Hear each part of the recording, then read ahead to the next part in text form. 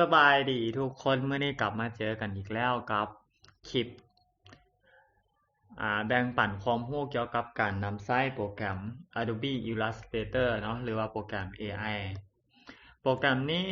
เราสามารถใช้มันออกแบบเมนูออกแบบโบรชัวร์ออกแบบสื่อสิ่งพิมพ์ต่างๆหรือว่าออกแบบสื่อโฆษณาออนไลน์ก็ได้เนาะคลิปที่แล้วเราพาเฮ็ด แม่นเปลี่ยนรูปภาพเป็นโลโก้เปลี่ยนรูปธรรมดาให้กลายเป็นโลโก้ที่มีความละเอียดสามารถกลับไปเบิ่งคลิปก่อนนี้ได้ถ้าสนใจหัวข้อนั้นส่วนหัวข้อนี้เขาจะมาแนะนำเครื่องมือที่ข้าพเจ้าเองและคิดว่าหลายๆคนแหละมันจะมักใช้เครื่องมือพวกนี้นะตลอดเวลาแต่บางคนอาจจะใช้เครื่องมือที่มันเลิกเข้าไปกว่านี้หรือว่าละเอียดหรือว่ามันแบบก็แล้วแต่บุคคลเนาะแต่ข่อยจะสอนบางเครื่องมือที่ข่อยได้ใช้ตลอดนะฮะย่ำเนาะบางเครื่องมือสำหรับใครที่สนใจมันอีหลีนะก็สามารถไปศึกษาไปเรียนรู้ไปทดลองเฮ็ดเองที่แบบมันลงลึกไปกว่านี้ได้อันนี้จะสอนแบบคร่าวๆเท่านั้นเนาะพอแนะนำให้เป็นแนวทางให้ได้เมื่อเปิดโปรแกรมขึ้นมาแบบนี้นะก่อนอื่นเวลาที่สมมุติมีลูกค้าหรือว่ามีไผที่แบบมาสั่งงานนำเราอยากให้เราออกแบบอีหยังจักอย่างหนึ่งเราอันแรกก็คือเราต้องรู้ขนาดก่อนว่าขนาดงานมันเป็นเท่าใดเช่นว่าตัวอย่างเรายกตัวอย่างให้เนาะเวลาที่มีบางคนมาสั่งงานนำเราอยากได้เป็นเมนูซะขนาด A4 เราเข้าไปที่ไฟล์แล้วกดนิ้วมันสิขึ้นมาจังซี่ให้เนาะ new document ในเนมนี่นะสามารถเขียนชื่อไปได้สมมุติเมนูมี2หน้าซะเฮาสิใส่เป็นจักหน้าก็แล้วแต่บ่เว้าซะเรื่องหน้าเฮาสิใส่เป็นเมนูบัดนี้ให้เราเลือกโปรไฟล์นี่นะโปรไฟล์สิมี print web แล้วบัดนี้เวลาเราเลือกมันต่างกันจังได๋มีอิหยังต่างกันก็คือเมื่อเวลาเราเลือกหัวข้อโปรไฟล์เป็น print นี่นะเราสังเกตบอนไซต์มันสิมีไซส์มาตรฐานให้ว่ามันมีอย่างเดียวก็ลองคลิกเบิ่งมันสิมีลัตเตอร์แบบน่าจะเป็นพวกจดหมายอย่างนี้บ่ขนาด A3 A4 ส่วนใหญ่ที่แบบได้ใช้กันตลอดขนาดมาตรฐานก็จะมี A3 A4 แบบเมนูร้านอาหารทั่วไปนะ A4 ก็ขนาดแบบเจียที่เราพิมพ์เอกสารทั่วไปล่ะ A3 ก็ใหญ่ขึ้นมาหน่อยนึงเนาะสมมุติเราใช้ A4 เอาคลิกไปแล้วเรามาสังเกตเบิ่งตัวนี้ A4 ขนาดมัน21เซนคูณ29.7เรามาสังเกตตัวนี้มันเป็น point เป็น PT นี่นะเวลาบางคนเปลี่ยนอันนี้เป็น AC แล้วเป็นหยังบางคนเบิ่งมาแต่เว็บหั้นนะขนาด AC เป็นหยังคือบ่แม่น21เซน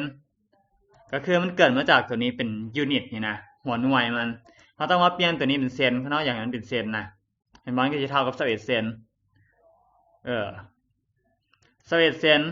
หรือว่าสิเปลี่ยนเป็นมิลก็ได้คันเป็นมิลก็เป็น210คูณ297แบบนี้เนาะโอเค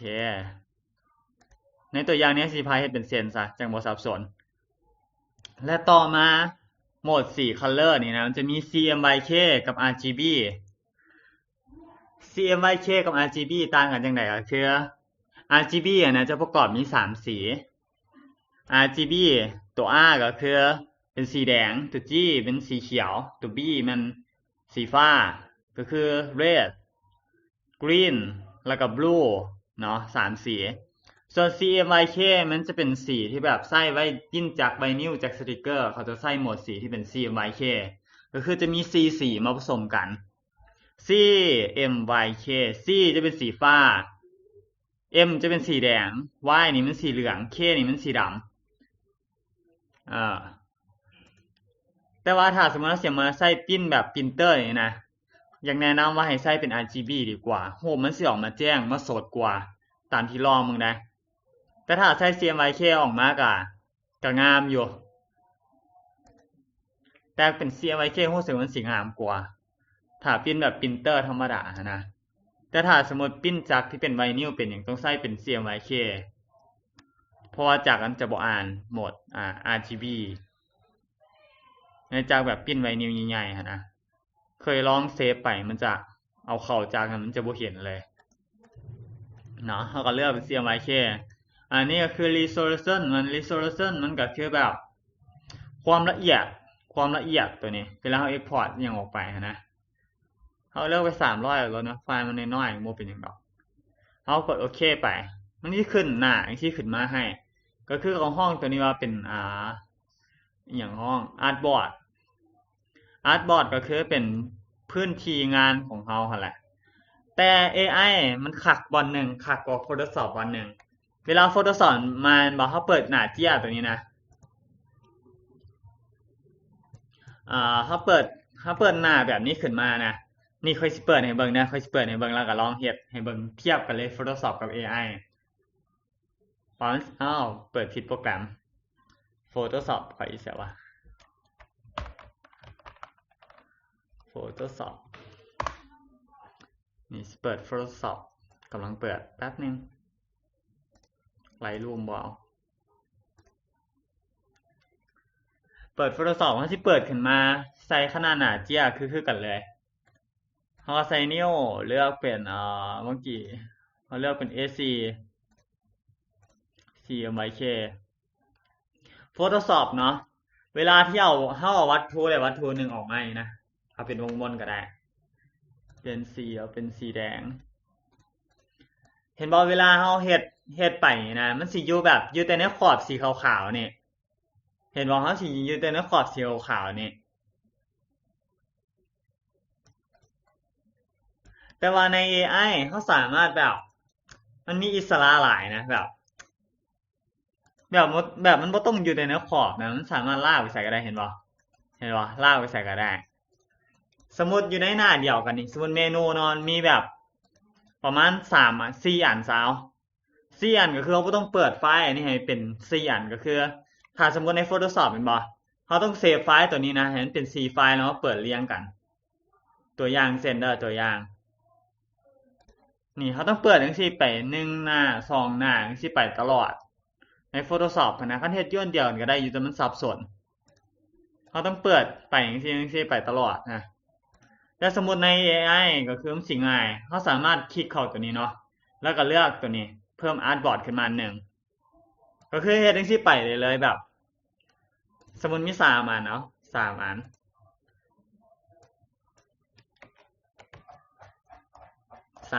มี4 หน้าได้3 อันแล้วตอนนี้เมนูเขามี4 หน้าสมมุติเห็นบ่เขาก็สามารถเฮ็ดได้ในไฟล์เดียวกันเลยแล้วเขาอาจจะเซฟเสื้อเวลาเซฟกันเวลาเซฟเนาะเข้าที่ไฟล์คือเก่าแล้วก็เลือกเซฟไปเขาก็เขียนใส่อีหยังก็ได้เซฟ select top ก็ได้เขาก็ใช้เป็นเมนู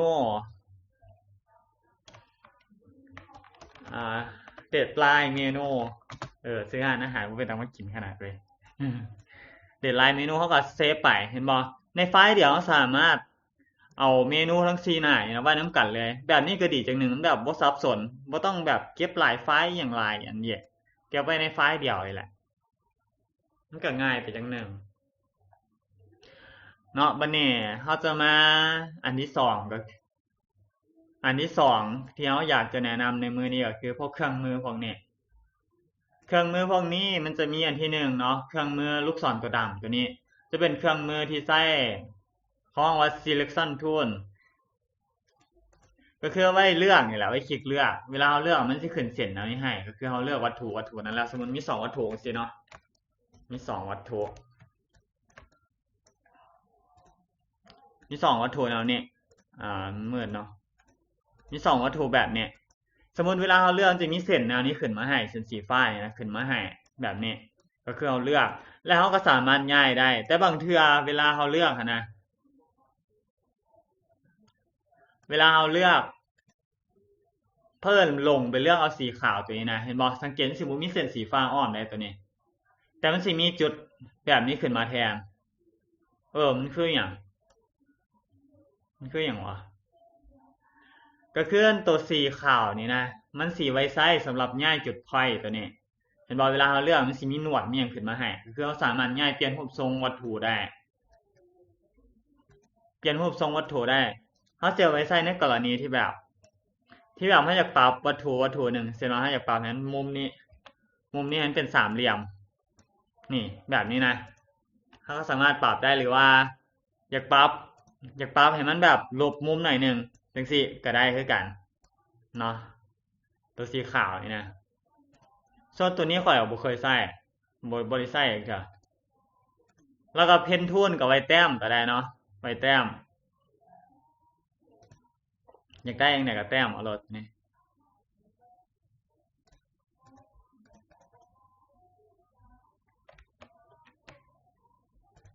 นี่ไว้แต้มเป็นจังสิตัวเพนทูนนี่นะเพนทูนก็สิมีหลายๆอันเจ้าก็ลองเลือกบางสมมติตัวนี้มันบวกก็คือบวกจุดนี่แหละบวกจุดก็คือถ้าสมมติเขาอยากลบเส้นตัวนี้นะเขาอยากแปลงเส้นตัวนี้เนาะเขาอันนี้สิเป็นเส้นเรียบเดี๋ยวเขาก็สามารถแปลงได้หาเพิ่มจุดมันไปเห็นบ่มันสิเม็ดเพิ่มขึ้นมานี่นะเราก็มาใส่เครื่องมือตัวนี้ตัวสีขาวนี่นะง่ายจุดเที่ยวเพิ่มนี่นะง่ายจุดเที่ยวเพิ่มนี่นะเห็นบ่มันก็สิเปลี่ยนรูปทรงไปตามเที่ยวเห็นบ่มันสิเป็นคือภูอะไรนี่น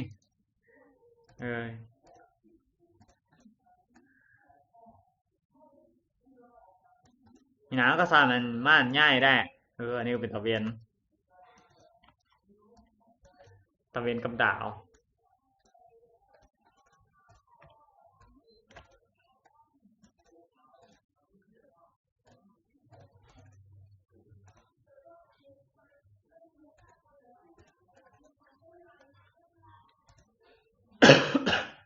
เนาะก็ประมาณนี้ตัวลบ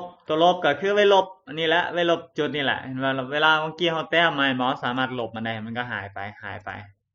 ลบตามเม็ดจุดไพ่มันก็หายไปดาวหายไปละดาวหายไปละแสดงว่าฝั่งนี้มันจะต้องกลายเป็นกังเวียนนั่นบอกเขาจะได้อันตัวนี้เป็นสีเหลืองคือกัน โดยที่เขาไม่อยากมาคลิกเปลี่ยนสีอยู่นี่เขาสามารถใช้เครื่องมือตัวนี้ได้นี่นะเครื่องมือน้อยๆนะหรือว่ากดตัวไอก็ได้ กดตัวไอแล้วก็มาเลือกเอาสีที่เขาอยากดูดเอานะก็กดคลิกปุ๊บมันจะกลายเป็นสีเหลืองทันที แบบนี้แล้วบัดนี้เวลาที่เฮาย้ายตัวนี้ปุ๊บสมมุติตัวนี้เนาะเฮาอยากไว้ให้มันเป็นพวกเดียวกันคือเป็นกลุ่มเดียวกัน แต่ว่าตอนนี้นี่เฮาย้ายไปใส่นี่มันก็ยังแยกกันอยู่ให้เฮาเลือกเอา3อันแบบนี้ให้คลิกขวาเลือกกลุ่มก็คือ3ตัวนี้เวลาที่เฮาคลิกใส่มันไปแสงสิไปนํกันตอนนี้ถ้าเอากลุ่มล่ะคันเฮาอยากแยกมันแยกเฮาก็คลิกขวาเลือกอันกลุ่มก็คือยกเลิกไว้มันกลุ่มกันหลายบ่สิแยกกันจังซี่โอเคเนาะต่อมาก็จะเป็นตัวที่ก็คือไว้เขียนหนังสือหนังสือนี่นะสามารถปรับขนาดให้มันใหญ่ได้ถ้าจะใช้ประมาณนี่ให้มันใหญ่ได้เขาพิมพ์ไปเขาพิมพ์ภาษาลาวเนาะแต่เพอเวลาพิมพ์ไปมันสิเป็นภาษาจังซี่อ่านบ่ออกก็คือให้เฮามาเปลี่ยนฟอนต์ก่อนนี่เปลี่ยนฟอนต์อยู่นี่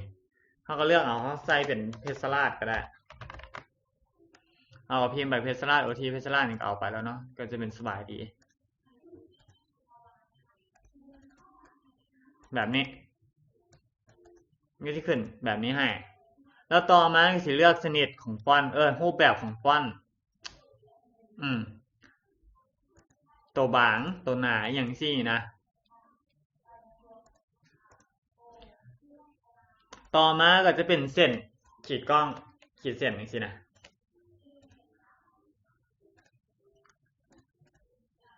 ลืมบอกอัน2ตัวนี้เนาะอัน2ตัวนี้เวลาที่เราขีดวัตถุขึ้นมาแบบนี้นะอัน2ตัวนี้นะมันใช้งานต่างกันก็คืออันตัวนี้มันจะเป็นสีของวัตถุคอยห้องเถอะบอลจะเป็นสีของวัตถุเวลาที่เราแบบต้องการให้มันเป็นสีอย่างไรเราต้องเลือกตัวนี้นี่นะแล้วตัวนี้จะเป็นเส้นสีสีของขอบสมมติเราเลือกตัวนี้แล้วเป็นสีฟ้าเห็นบอลที่เป็นสีของขอบก็คืออยากได้ขอบสีอย่างออกมาเปลี่ยนอยู่นี่บัดนี้เขาอยากได้สีขอบแต่เขาอยากได้สีข้างในเขาก็ บ่เอา4ตัวนี้ กดขามันทิบเนี่ยกดนอนนี่นะเห็นบอลสิหายไปแบบนี้ความหมายของตัวนี้นะ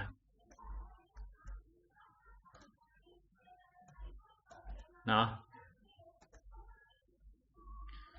ส่วนตัวนี้ก็คือไฟออกมาแต้มนี่แหละตัวนี้เห็นบอลมันเป็นรูปทรงยังไงออกมาแต้มตามมานี่แหละอยากได้ดาวก็ได้นี่อันเดียอยากได้ดาวก็เป็นดาวส่วนนั้นอยากได้ดาวเป็นสีขาวนี่